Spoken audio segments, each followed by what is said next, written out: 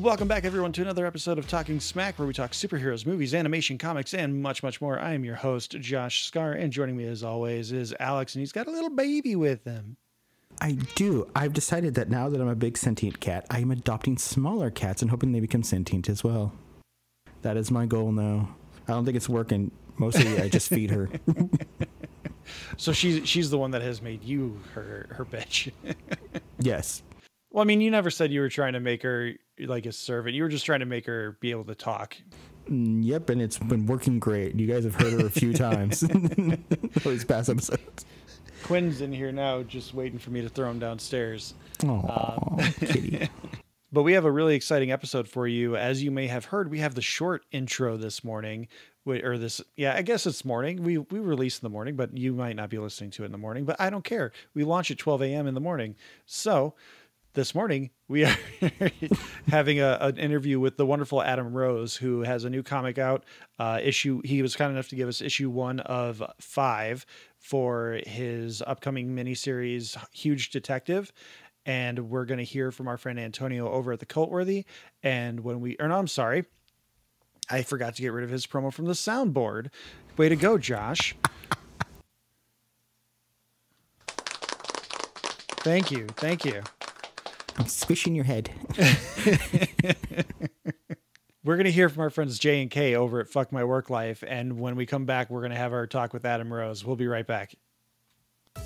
Work sucks. Am I right, Jay? Yeah, Kay, it does. But luckily, the Fuck My Work Life podcast is here to help you through. In this comedy podcast, we share memorable workplace stories through guests and listener submissions in the hopes of brightening your day, or at least leave you thinking, maybe you don't have it so bad after all. Listen to Fuck My Work Life on your favorite podcast platform and follow us on all the socials at FMWL Pod.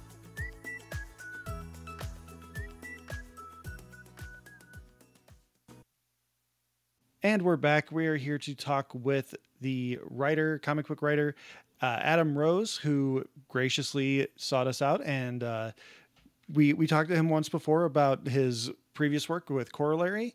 And now we are here to talk about his upcoming comic, Huge Detective, which has so many things I am very excited for because I love a noir. I love giants. I love just an alternate reality that seems like things are going to explode in many different ways, and there might be a conspiracy brewing underneath. I don't even know. I'm just speculating at this point. But Adam, welcome back. Thank you for having me, guys. It's been, as I think you said before we got going here, 2 years since Corollary, and it's been wild, and just getting Huge Detective going has been exciting, and something that I've just put all of my heart and soul into with my partner Magenta, the artist for this. So it's good. It's great to be back with you guys. And well, Alex said this is, I guess, my first time with Alex. Is that correct? Yeah, Matt usually is the one who's with us for comic books, just because he has his breadth of knowledge within the comic book community is just bar none. I don't even know how he does it. Like, people compliment me on my knowledge, but like, I idolize Matt with what he can do with just a story and how he analyzes things. But I'm the one with the free time, so I get to be the host. He's the star of the show, but I'm the one with the free time. Right. So one of the things you just talked about, you seem to just choose your projects. You're not someone who's going to be like, I need to write, I need to be creative. You're like, I need the right project. I need to do what I'm passionate about. And it seems like that's what you do. It's been 2 years since Corollary, and obviously you've probably been developing and shopping this in the time. But let's just dive into what was your inspiration with Huge Detective? Yeah, no, and as you said there, I do. I mean, for me, it's got to be something I feel like I'm full heart and soul into. And the spark of it came, like, I think years ago, during, like, when Corollary was coming out, like, I was like putting my daughter to bed, and I think maybe I had either read her a Roald Dahl story with giants in it, or it could have been even some other, like, there's so many stories with giants in them. And she just brought up, like, what if, like, they were real? Like, what if we coexisted with them? And a spark, like, lit in my mind, and I went right to like getting down like an outline, and then went to script, and then it came out. It came kind of pouring out initially, and it right away, because I've just been a personal fan of noir since I saw the Chinatown or the Maltese Falcon or anything like that. But also similarly but different, like shows like True Detective, or even more recently, well, not that recent now, Mayor of Easttown or Easton. Just there was something in all of that combined that the story of Huge Detective just kind of unfolded. And like you said at the beginning too, it is a lot bigger than and it's all was well thought out between myself and Magenta. Like there's a small story in the center of this, but this is a huge world. Pardon the use of the word, but there's a history too, and in developing like just the very like paged panels, you name it, with Magenta, we wanted the reader to slowly see how lived in this world is. Like what happened between humans and Huge 30 plus years ago is got traumatic ramifications. The scars are deep. I appreciate the compliment. Sorry. I was waiting for a beat. I was going to make that joke. I can't let anyone say the word scar without me having to make some kind of comment, just because everyone makes the joke anyway. So I got to get in front of it. Good point. Yes. No, I mean, it's the mystery, it is in the front, but you're going to just see the remnants of what's going on between these groups of people, the Huge and the humans, and just with the stylistic choices that Magenta and I made for our Huge characters. They are not quite human; they're different, and they kind of vary in form to some degree as well. But at the heart, it's a relationship between the two main characters, Detective Giant and Detective Tamaki. And they, it's their relationship. It's them both kind of getting over personal demons that haunt them both for reasons that unfold throughout the series, and also in like these case files that I was excited to have that Titan greenlit for me to keep in there, because I really thought it was important. Like there's like at the end of each issue, there's like a little case file, like a journal entry for like particular characters, which even just stretches out like the extent of what this world has been going through since the interaction of the Huge and the humans.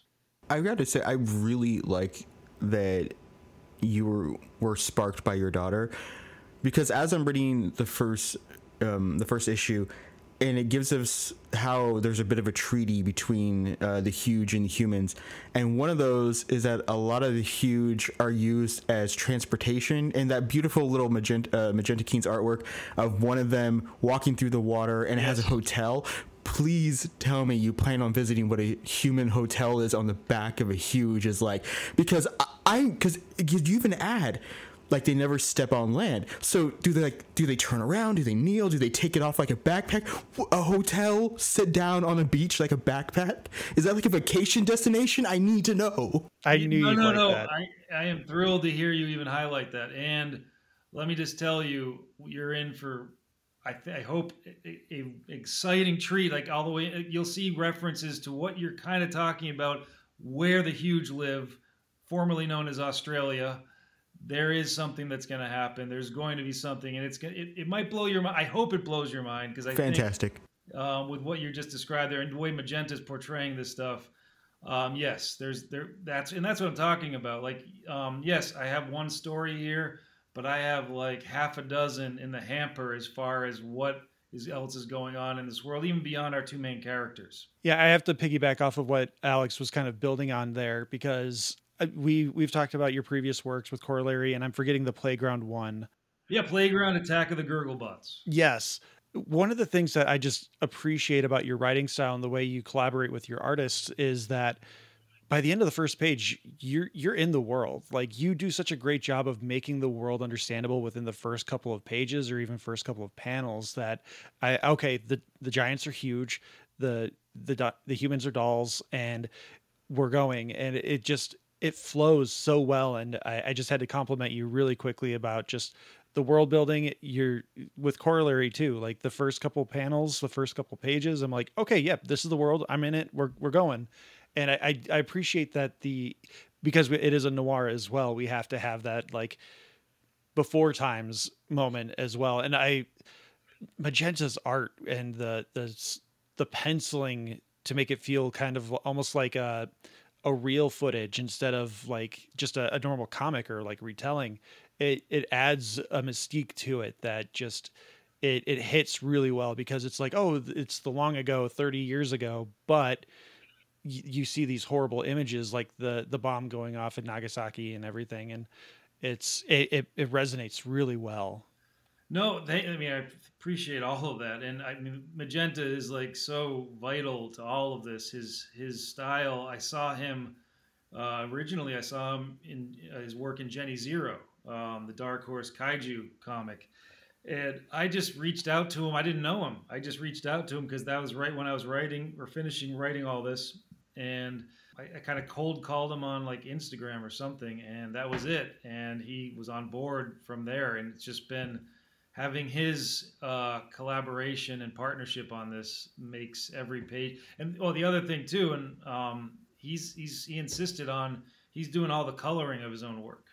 So I noticed there was no colorist, and I was wondering if you were gonna put him through the same thing you put your artist and colorist through with Corollary. This was his choice. Like, yeah, Titan offers. That's what you said last time too.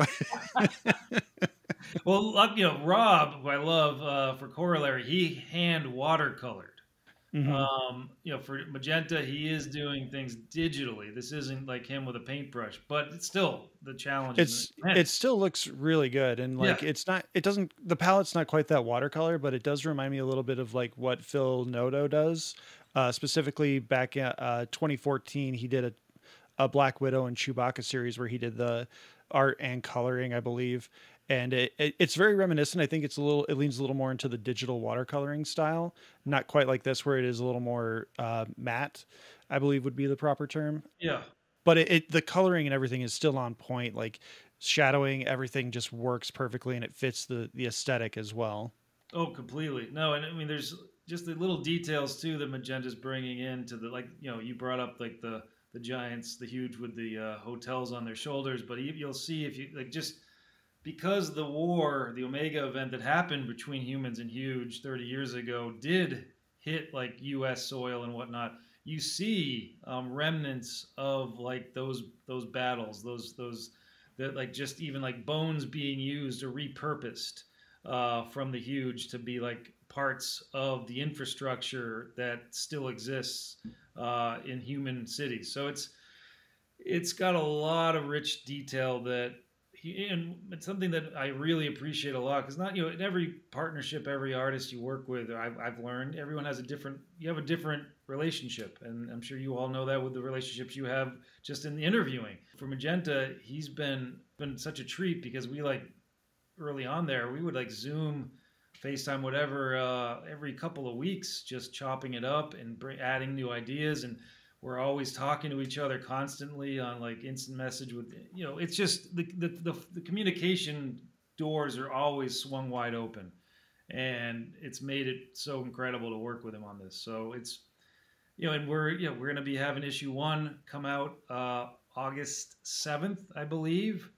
And if I'm not mistaken, since I'm getting numbers in my head and they always slip out of me. Yeah. So I think final order cutoff for issue 1 is going to be like July 7th, 8th, or 9th or so. So yeah, it's coming up, and that's why I'm just fired up for this book to like kind of hit people's hearts and minds, and you're going to get a little scared, and you're going to get a little, like, I think, jaw dropping too, just by what Magenta's put on these pages. I don't want to get too deep into it, and sorry, Alex, I assume you have more questions. I'm not saying there are aliens, but there's an extraterrestrial subplot that seems to be developing throughout the first issue, and the last page was like both satisfying and like, oh, come on, for me, because you teased it a couple of times, and I'm just like, what is this? Then we get to the last page, and I'm just like, oh my God, I need more, which is what you wanted in issue 1. I appreciate that. Yes, we're talking without giving it away here, and yeah, that everything you just described is exactly what I was hoping would happen. So that just makes me feel really good that it's all, and obviously Magenta's pacing of all that. Yeah, it will all be revealed. It might still frustrate you, but I think hopefully it's going to have you satisfied and kind of like, holy crap, this is all bigger than I even realized. Yeah, it's just like I said, we have our forefront relationship. I mean, and I think every good story, no matter how big, no matter how cosmic, it's always comes down to your core characters and how they're interacting with each other and who they are is in their flaws. I mean, if you don't have something about yourself that you're working on, even if you resist working on it, I don't think you're going to have a very interesting character. And, you know, some people always argue, oh, well, Superman, he's too flat because he's so powerful. Or as my son would say, he's OP. He's overpowered. I probably butchered. You're clearly not talking to him well enough because everyone knows Superman's his humanity is what makes him interesting. Yes. Mm-hmm. Yeah, no, that's exactly it. And, you know, I think his desperate desire to, you know, fit in with humanity, and because he was raised by humans, and, you know, it's like all those elements play such a role with a character like that. So, you know, that just, I always think about, like, if you can make Superman relatable, and not every writer has, of course, but, like, you know, Grant Morrison, I mean, All-Star Superman is like, just, yeah, I mean, even there though, he's like kind of bigger than life, but he's dying. Yeah. Mm-hmm. I mean, it's that, you know, that from the get-go, you know, he's kind of on a clock. It's wild. I don't know why I'm bringing All-Star Superman up. Because it should be brought up. It should be brought up in every conversation. Yes, right. It's just that good.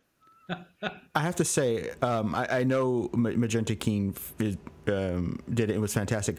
But some of these alt covers, Diego Yapor's, Robert Hack's, I would be so tempted to have all the ones that I saw in the preview, because Diego Yapor is just the way of Tamika just sitting on half of a head of the giant. That makes me ask so many questions. Like, okay, so is she the detective of the huge? Is it a huge detective? Why is it? How did she get up there? Is he okay with that? Yes. But, yeah. No, that's all. No, I mean the variant cover artist that Titan has brought in for this book was exceeding my wildest dreams. I feel like there's some names I'm not allowed to say yet for issues like 2 and 3 that I've seen some sneak peeks of. But I'll say one name, and I'm just not sure if I'm allowed to say this name, but I'm going to, because I did just see his variant is finished. Paul Pope is doing one. And it's stellar. It's ridiculous. But there's some other folks that are coming up too, and it's just yeah. I mean, I was like, I mean, when they brought up like, oh, we want to get some variants for that, I was like, that's great. And then just the list of people that they've brought in is amazing. And yes, some of those covers, I'll just say that I think they are being inspired by kind of later plot points. Interesting. Because I'm looking at Robert Hack's, and that is the other one that really draws my eye, because that's very 30s Tales from the Crypt kind of feel of. I love just the purple and red palette of. Yeah. And especially since the giant, I know the giant's huge. We see the perspective, and even one of the giants is even advertising like 30 strides between like Australia and the mainland. Faster than an airplane will get you there, kind of thing. You know, yes. I love that detail, but I just love, because it is very much, you know, attack of the 5,300 foot person reaching for the car to protect her, and it's a very evocative these alt covers. No, I think their interpretation of this, and they I think they're kind of breaking open like what it means to be noir. I mean, they're just tapping into, like you brought up, just that 30s vibe. Even I think kind of elements of like your creature double features of like the, you know, 60s, 70s, 80s, and just like or the Creature of the Black Lagoon. I mean, it's just they're tapping into some kind of what it means to be the othered, and how these huge are made to feel, but also how we perceive them. So it's been a feast for my eyes to get to see my inbox with what's been coming like almost on a weekly basis. It's been great. So not to dig too much in the plot, oh, cat. Sorry, but I have a question about a minor world building thing. And this is another thing that just fascinates me to absolutely no end. So to become a doll, to basically be in a huge zoo, is a 1-year contract. How did that come about? Because I would have picked like the other way where, you know, you go and kind of like there'd be tours to go and see a huge, maybe off in the distance kind of thing. But that the huge were able to get a contract for 1 year that you can be their doll in a zoo is fascinating. You know what? I mean, again, I appreciate you saying that. And my thinking about that is in our here and now, people like Mr. Beast and what they get. You know, I'm privy to Mr. Beast because I have a son who's 14 going on 15. And now I am like, my curiosity has been piqued enough where I like check in on whatever his next thing is. And what he, you know, he seems, at least to my knowledge, I'm sure I'm going to like put my foot in my mouth here, but he seems like he's not on the side of like a lot of the social media stars where they're like such narcissists and whatnot and doing things that harm other people. He seems to be like more in like this Squid Game without actually hurting people world. Mm-hmm. And giving them these wild opportunities. So I guess I just looked at what like some of the premises that this person has for people and realized that, because at first I was like, oh God, what human in their right mind, after everything they've been through with the huge, would even dream of volunteering for this? Well, I think there are here and now people that if you were offered a 5-star kind of living, where you would be in this world, and yes, once in a while you would have to be treated like a toy, but otherwise you are kind of in this like luxurious kind of spa living, and you're getting paid handsomely, people are going to say yes. And of course you're in the spotlight. I mean, I haven't really alluded to it, but the idea of it being like a reality show of its own for people to tune into, absolutely. Oh, I could see that. Like, my mind just goes places because it's a 1-year contract and you're basically being a living doll for them to play with, look at zoo.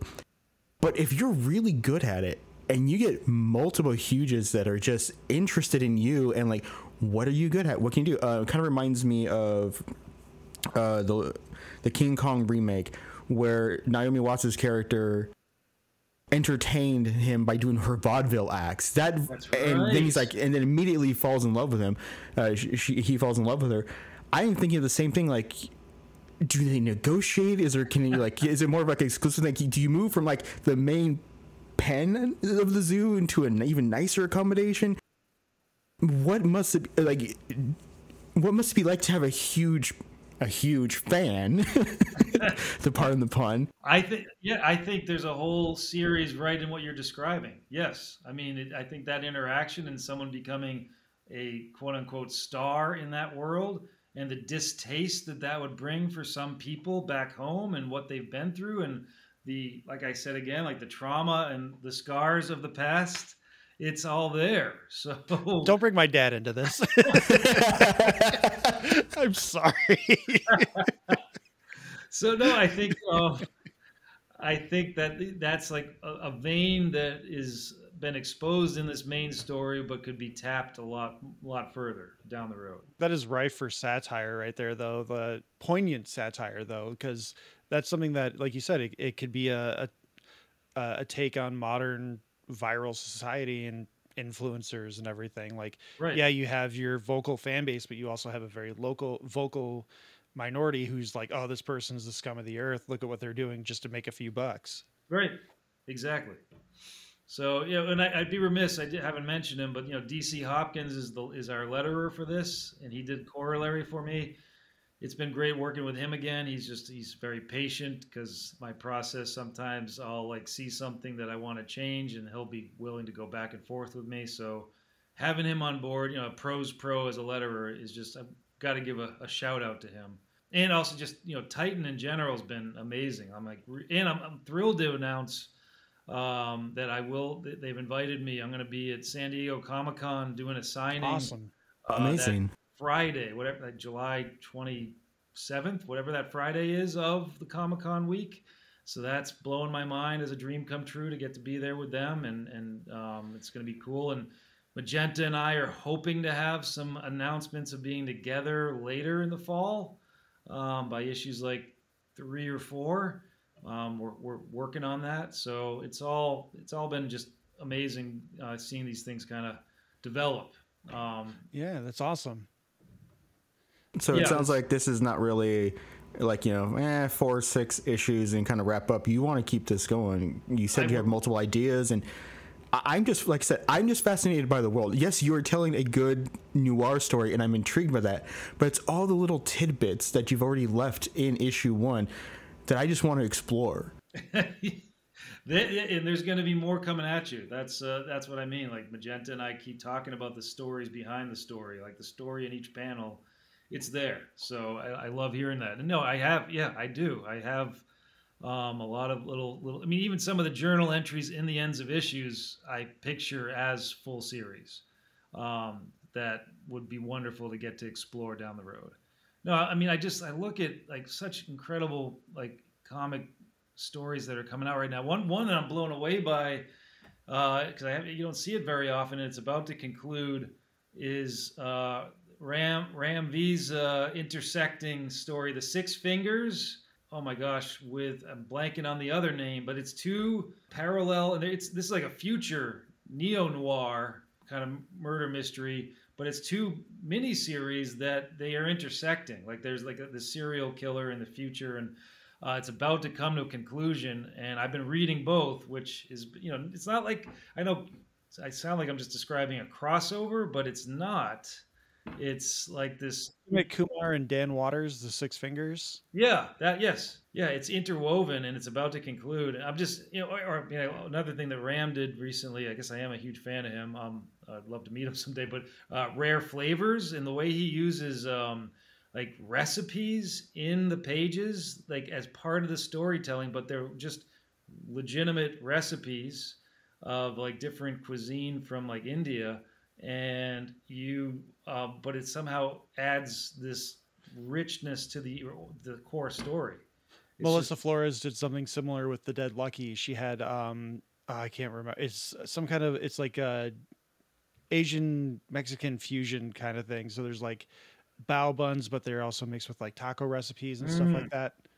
I love it. Yeah, it's like I said earlier, it's Alex's favorite thing. It's world building, and like you're saying, it just kind of adds to the level of immersion that these stories can create.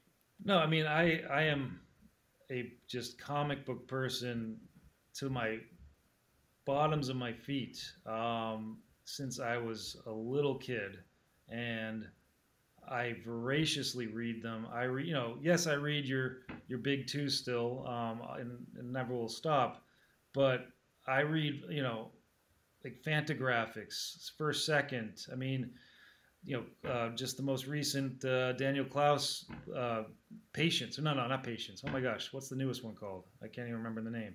But my point being, I'm always like just consuming and just inspired by what these different people are coming up with. It's kind of mind blowing, and I get anxiety or whatever about like the most recent article in some comic book website about like the state of the comic book economy. And I understand, yes, there's ups and there's downs, and maybe some people consider this to be a down, but I think we're in a renaissance. It's just the beginning of it. And I see the battle we're having. Now I'm going way off topic from like my comicer here, but I am also heated and upset by the negative impact of AI and AI art. Mm-hmm. I will just say very bluntly, I am super against AI art. And I hate that comes off in some cases as being like a curmudgeon, or like, I know I'm not like in my 20s, but if I was an artist in my 20s, I would be just as pissed. Yeah. So I don't know. But I'll get off my soap. Oh no, I've used AI as a joke on this podcast a couple of times. Like I had it, I think for episode 100, I had it choose the winners for our Talking Smackdowns.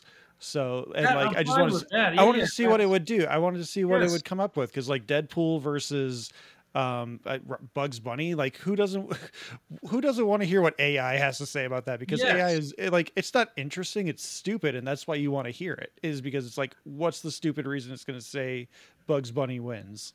No, that I'm totally fine with and accept. I'm talking more like the image, the art, the Yeah, stealing from artists is because just it's scrubbing off creepy. of databases. Yeah. Yeah, That stuff just upsets me. But I just recently there was some Superman art of a pretty famous artist and I don't want to say the artist's name because I can't say it's official that it was using AI art, but it looked like it from the images, and that's yeah.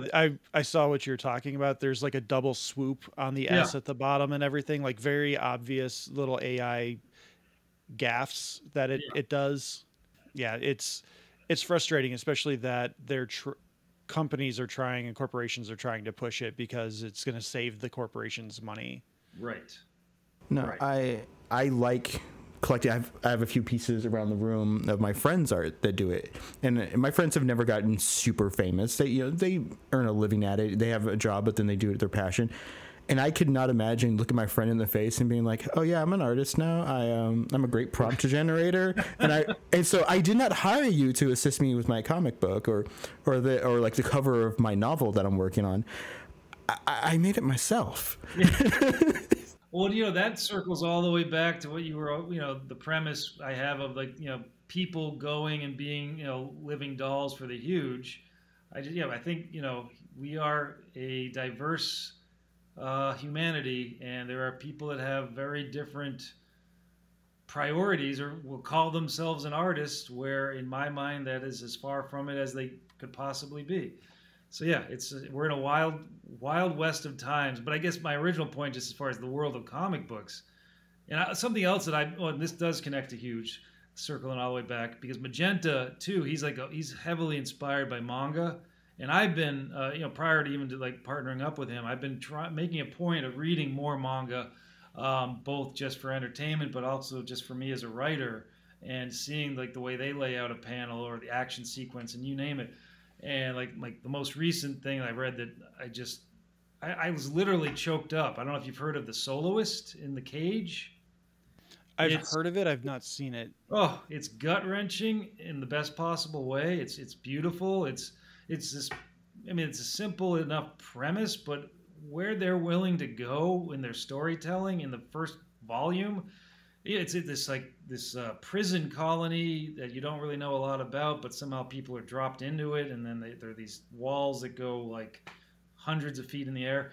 But so that's where it starts. But it's just where they're not afraid to go, even like as far as psychological trauma, depression, loss. In like the very first like arc of a story is really impressive to me, and it makes me realize want to give myself permission to kind of not be inhibited by if I have the character go down this road, even though it feels right, it's gonna lose people or something. It gives me permission to not think about what people are looking at, if that makes sense, and just trust myself more. Yeah, I mean, if you want to pass my praise on to Magenta, the early on during the pre-roll where we're getting the recap of the world post the emergence, I don't know, is Omega Day? Yeah, the Omega event. Omega event. There's the shot of the huge in the middle of the blast, and my mind couldn't help but go to that. Looks like something straight out of Attack on Titan. Right. Yeah, no, and like in the best way, not like sure. you ripped off Attack on Titan, but more like that was clearly inspired by or seems to have been inspired by Attack on Titan or something I would have seen in this. So you can hand my praise and my applause over to him for that.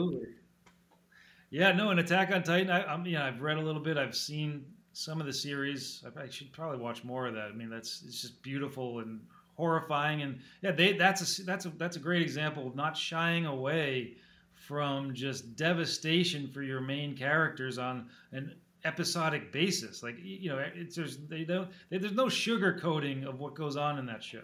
Yeah, I famously, amongst our podcasting friends, I reviewed Attack on Titan with our friend from the Game Club pod, Slade, and they asked for my overall opinion of the show, and I just said, I'm sad. Poor Patillo Bay. One other show that I'll say is, it kind of came out as I was already wrapping this up, but it gave me such hope for animated and comic storytelling. Scavenger's Reign. If you haven't seen it yet, you both need to like run to your TVs if you have Netflix, because it was on HBO Max, this one and only season, like about 6 months ago, and they're like seeming to cut everything good.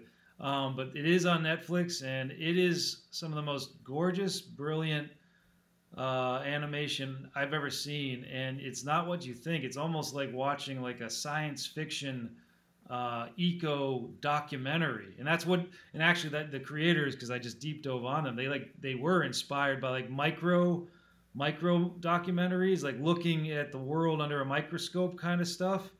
And it's terrifying and skin crawling, but gorgeous. I'm gonna have the house to myself for a week, so I might have to look that one up, or I will definitely look that one up. Please do.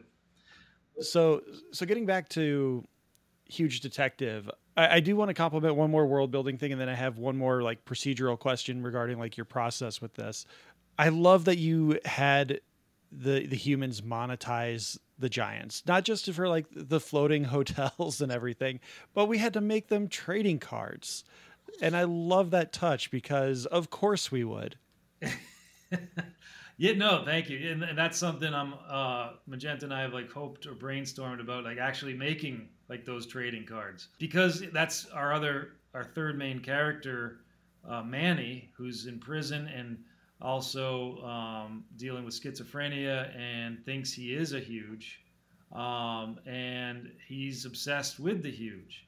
So that little touch of that trading card is just trying to like show us kind of a view inside someone like his mind, where he is inspired and also finds himself relating to them more than humans, to the point where he's now convinced that he is one of them. For reasons that'll become more clear as time goes on. And I wanted to also just be respectful too of a character like that, and not treat him with any kind of stereotypical lens, and give him like, you know, just somebody who's navigating a lot of challenges, a lot of obstacles, but also being respectful of it. And yeah, like those cards are like a form of, like, I'm thinking of Aldous Huxley's Soma, like, you know, something that soothes, that might also be doing some damage too. Like maybe it soothes you too much. No, that's an amazing pull and inspiration for that.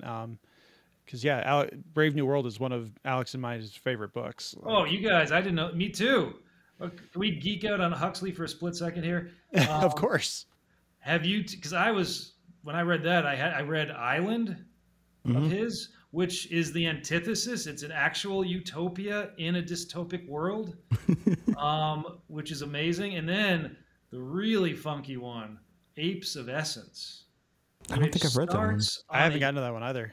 It's without ruining anything. It starts on a beach in a post-apocalyptic, like just nuclear landscape, and these people find a screenplay on a beach.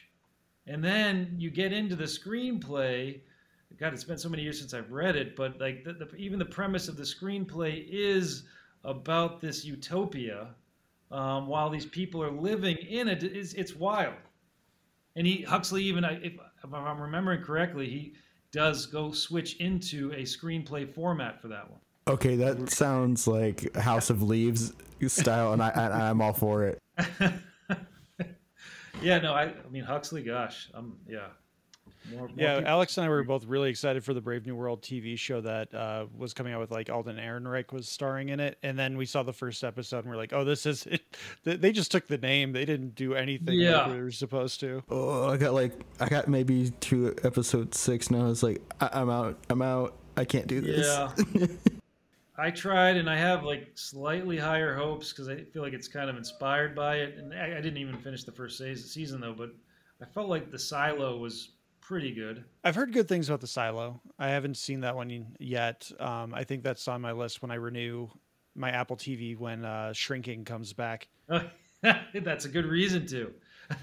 Shrinking's very good. Yes. I just love Rebecca Ferguson, so I'm glad it got renewed. So I've got one more procedural question for you. So when you're writing a noir, you kind of have the tropes that you need to follow, and I think that Jason Aaron did an amazing job doing a noir when he did the Secret Wars spinoff with Thor's, whereas just a whole bunch. You had a Gwen Stacy Thor, an Aurora, Storm Thor, a Groot Thor, and the old grizzled captain was old man Thor, and like he blended it in a way that you're like, yeah, these are all the tropes, but it feels fresh and it feels engaging because it's just everything we know, but in a different lens. So when you're approaching this, you obviously have to have like the protagonist with the dark past, something's going on. You have the green rookie, or just the bright-eyed person who's just a more go-getter. When you're approaching it, how do you make sure how do you find the way to make sure that it feels fresh, at least to you, and hope that it continues to feel fresh to the reader as well? No, that's a great question, and I think that goes back for me to like how important the relationship is between those characters and the minor characters that you either hear about or they do interact with. I just try to think as deeply as possible about, okay, yeah, we're seeing Tamaki talk to the dispatcher about her dad, and her dad has like done something. What is their relationship? How does her dad even feel about what she's doing? What is his response to what happened in the past? And we're going to find out how directly impacted and infected their family is from the Omega event, just about everybody.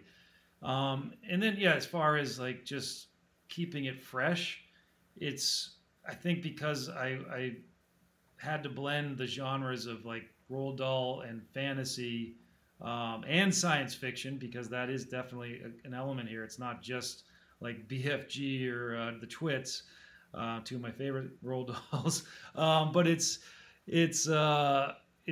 got a lot of elements that we talked about here, like just this world that's been through a lot, and intentionally, and maybe I was inspired, like a lot of people, I'm sure, by that movie Seven, Brad Pitt, Morgan Freeman, where you didn't know where you were. I don't know if you ever noticed that. Like that, that isn't New York City. It's a city. It's near the desert. Somehow it's also near like bodies of water. Mm-hmm. I mean, and all the cars are like, even the police cars or whatever. I forget how they were marked, but I think it just said like city police or something.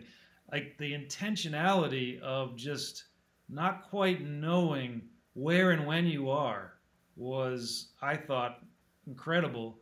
And I'm not saying I'm trying to be, or Magenta and I are trying to be like intentionally vague here. We're just trying to have a line be blurred between our world and this world, as well as even when. Is this 2024, or is it like slightly in a future in this fantastical world that is Huge Detective? So I have only one question for you, as you are writing a detective series.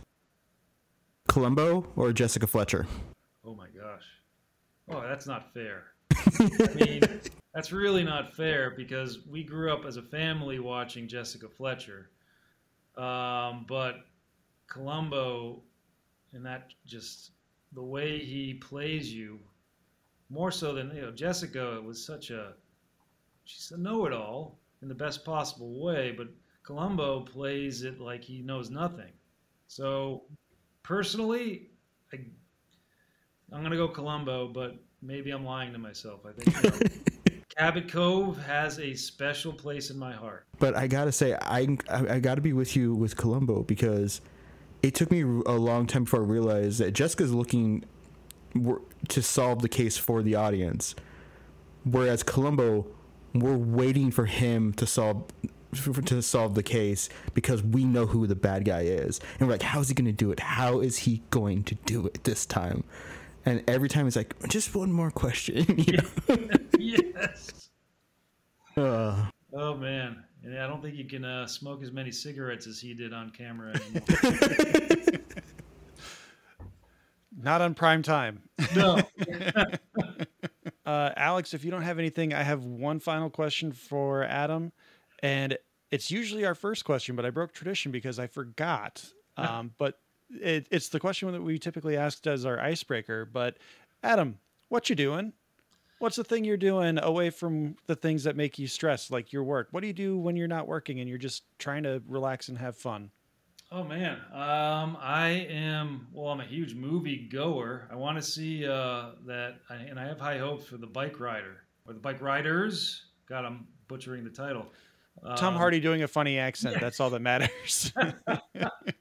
That's what I'm doing, and I am fishing with my son, but only on land because I get seasick. Okay. Did you see Furiosa? Yes, and what did you think of Furiosa? You like? I liked it. I thought it was great. Again, you're going to get me slightly fired up here. Like I just got to get off like things like X and whatever, where people are like, oh, box office bomb. I mean, I don't know. Maybe less people are going to the movies, but it's an incredible movie.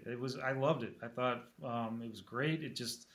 The pace was incredible. I mean, it was fun. Admittedly, it was the very first Mad Max centered movie that I ever saw, even in theaters. Oh wow. So it was not entirely what I was expecting, and I had a really great talk with Antonio from the Cultworthy about it for our review episode. But like in a nutshell, in and of itself, I was really engaged with it just because of the story structure where they broke it down into chapters. And it's like, oh, this isn't a mechanic that I remember anyone talking about. And so like that kind of kept me engaged a little bit more than I think if they had just made it like a straightforward action movie. Yeah, no, that's funny. And I guess, back to us bringing up Huxley or whatever, though I guess he's not like exclusively dystopias. And obviously there's a distinction between a dystopia and post-apocalypse. But both of those wheelhouses, yes, they can intersect. But both of those are like some of my favorite sandboxes on the planet. All right. Well, Adam, thank you again so much for being here. You said final cutoff is July 17th? No, I think like July 9th-ish, but 9th, I haven't had the official date. But yes, FOC is around there. The first issue comes out like August 7th. I'll be at San Diego Comic-Con signing for Titan that Friday. As far as social media, if people still use those, Instagram, I'm Shazam Cap, and Twitter/X, I am Adam Rose 74. All right. Well, Adam, thanks again so much for taking the time to be here. Appreciate you having me. And then if you don't mind sticking around, we got to do one last thing, and that's you got to tell everyone to watch Star Trek once I get through all the outro stuff. So everyone, please, again, follow Adam, subscribe if you're like me and you're digitally purchasing your, not digitally, but like ordering your comics online to be delivered to your home, because I am a physical media person. Make sure you get those in before FOC. I'm going to make sure I get that in now that I know the FOC as soon as we're done with this interview. But yeah, follow Adam. He's a good follow. And as you've heard, he's a pretty good dude. Join our Discord. You can find the link in our episode description. You can follow us at Talking Smack Pod on all the social medias, including Blue Sky, Instagram, Threads, Hive Social, Facebook, YouTube, TikTok, and of course Lonnie's previously mentioned website. Alex, who's doing the musical remix this week? We don't have one, unfortunately. we ran out of budget after last week. I'm sorry, everybody. Adam, you don't have any musical talent, do you? No, I wish. Well, thank you to Leo Allen for our musical themes, Beppo for our original avatars, Retro Ale Studios for our Ricky avatar. Please like, subscribe, rate, review on your podcatcher of choice. And most importantly, thank you so much, everyone, for listening, and take care. And Adam, whenever you're ready, you let everyone know what they need to watch. You need to watch Star Trek, everybody. You got to live long and prosper, my friends. Green blood is real blood. Make it so. Make it so. Engage. Tea Earl Grey hot. I am a next generation guy, but I'm also a classic.